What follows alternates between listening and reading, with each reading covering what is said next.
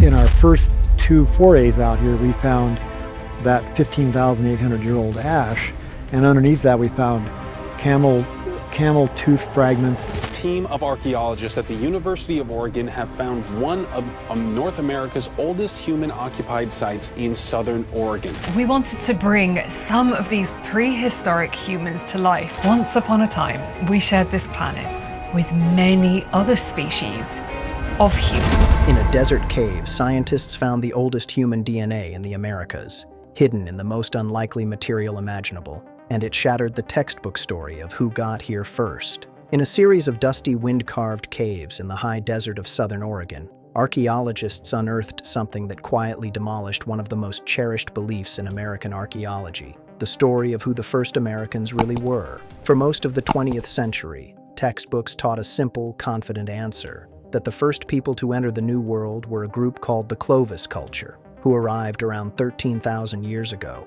It was so widely accepted it had a name, Clovis first, and it was treated as settled fact. Then a team dug into the floor of Oregon's Paisley Caves and found evidence of humans who were here more than 1,000 years before Clovis. And they didn't find it in bones or weapons. They found the oldest directly dated human DNA in the entire Western Hemisphere hidden inside something no one expected: ancient, fossilized human feces. As the geneticist who analyzed it put it, this material represents the oldest human DNA obtained from the Americas, and it rewrote the story of how humanity first spread across an entire hemisphere. Share this with everyone you know, because this discovery is one of the most important in the history of American archaeology. It's the story of how a single, unglamorous find in an Oregon cave overturned a belief that had dominated the field for generations, and forced scientists to admit that people reached the Americas earlier, and by different paths, than anyone had been willing to accept. The peopling of the New World was the last great chapter of the human journey across the planet, and Paisley Caves proved we had gotten the beginning of that chapter wrong. Before we break down exactly what was found, why it shattered the old story, and what it reveals about the true first Americans, make sure you subscribe to Vault of Discovery. We're giving you the real science that rewrites the textbooks. First, you have to understand the belief that was being challenged. The Clovis people were named for their distinctive, beautifully made stone spear points, and for decades the Clovis first model held that they were the pioneering population, the very first humans to cross into the Americas from Asia at the end of the last ice age, around 13,000 years ago. Anything claimed to be older was met with fierce skepticism. In fact, the Paisley Caves had first been investigated back in 1938 by a University of Oregon archaeologist named Luther Cressman, who claimed he'd found evidence of Ice Age humans there. But for decades, his claims were doubted. No one could prove it. So in 2002, a new team led by University of Oregon archaeologist Dennis Jenkins returned to those same caves, a set of 8 westward-facing shelters carved into the rock along the shoreline of an ancient lake, to finally settle the question. Think about what they were digging through. These caves are extraordinarily dry, and that dryness is what preserved the impossible. As Jenkins and his team carefully excavated the well-stratified layers of silt on the cave floors, they recovered an astonishing range of ancient material, woven plant fiber cordage, artifacts, and, crucially, coprolites, dried, fossilized human excrement. It sounds almost comical, but ancient feces are a scientific goldmine.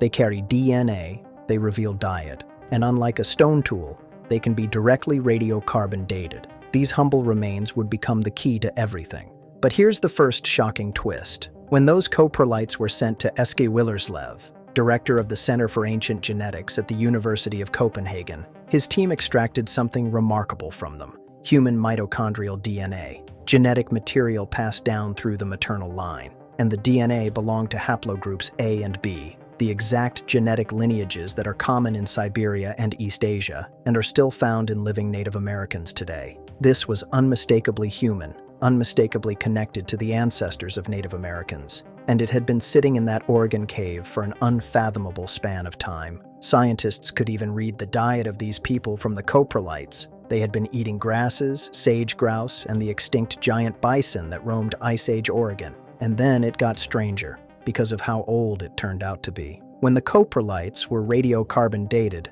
the numbers were staggering.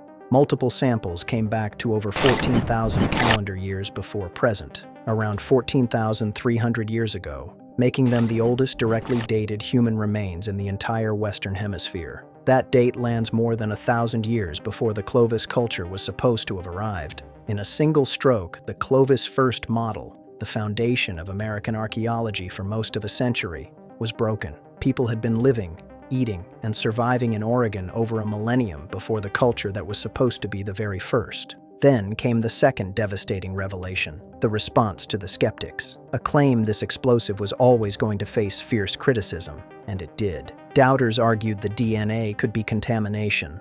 Later, human DNA leaching downward through the cave layers over thousands of years, carried by water or rodent urine, making young material look old. So Jenkins and his team did something extraordinary to answer them. They kept excavating from 2009 through 2011, and they built an overwhelming mountain of evidence. They eventually produced more than 190 radiocarbon dates, a number that would later grow to nearly 300, and had the DNA retested through blind test analysis by independent laboratories. The results held. The layers were well stratified, the dating was rock solid, and the pre-Clovis human presence was confirmed beyond reasonable doubt. This wasn't a fluke or an error, it was real. But the third twist changes everything about who these people were. Because as they dug, the team also found stone tools, but they were not Clovis tools. There was no diagnostic Clovis technology anywhere at the site. None of the distinctive fluted concave-based Clovis spear points. Instead, they found projectile points belonging to a completely different tradition called the Western Stem tradition, and these points dated to a time contemporaneous with,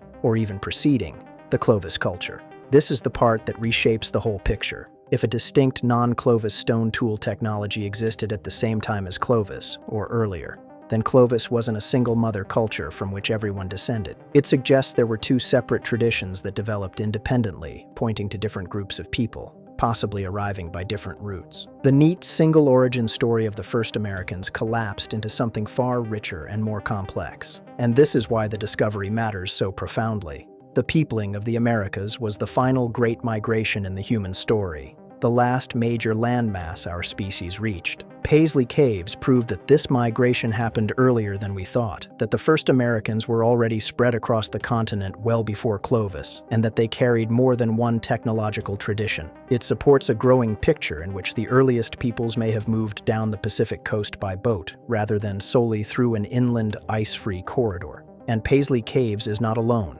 It stands alongside other pre-Clovis sites like Monte Verde in Chile and Cooper's Ferry in Idaho, part of a wave of evidence that has permanently dismantled the old dogma. The story of who we are and how humanity finished its journey across the Earth had to be rewritten.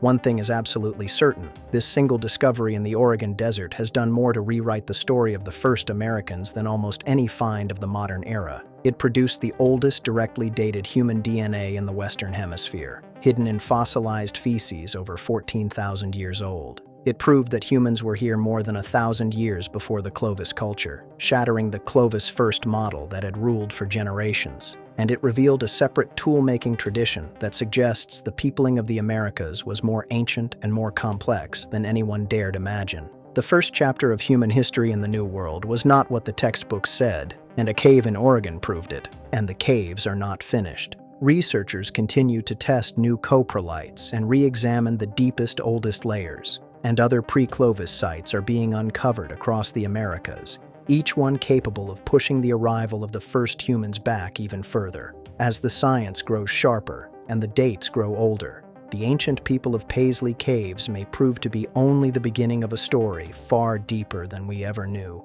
When the next discovery emerges from the dirt, the tale of how humanity first conquered the Americas may have to be rewritten all over again. Stay tuned.